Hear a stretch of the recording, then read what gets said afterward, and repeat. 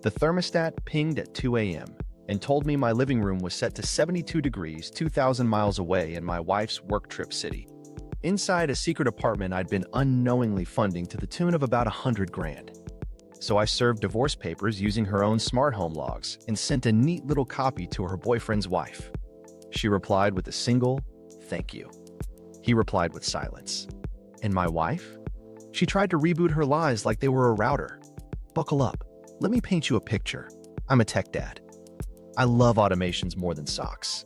5-year marriage, 2 bank accounts, 1 color-coded Google Calendar that used to be my love language. Her career glowed up. I clapped like a supportive golden retriever. Then came the trips, the receipts, the cologne that wasn't mine. And the thermostat? That little plastic snitch became my favorite coworker. Setup and the lie. Here's the starter pack. I cook, she networks. I do Tuesday tacos with algorithmic precision. She does client dinners with a lipstick shade called Who Dis. We split bills fairly, which is cute in theory and feral in practice, because her definition of fair started to include a lot of creative math and reimbursements pending. When we met, we were broke and adorable. When we married, we were slightly less broke and still adorable. Then her job took off. I was proud, genuinely.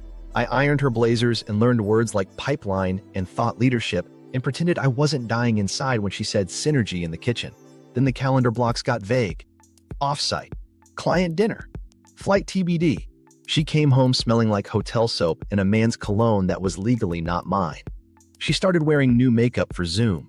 She started buying client gifts that looked suspiciously like earrings she never wore around me. The money got weird. Joint account transfers labeled marketing fund. I asked questions. She had answers. Always confident, always fast. Reimbursement pending. It evens out.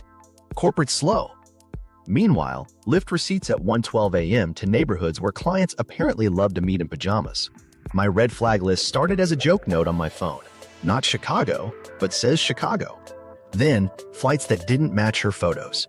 Hotel names that didn't exist outside of Pinterest. Receipts that looked photoshopped by a man who hates fonts.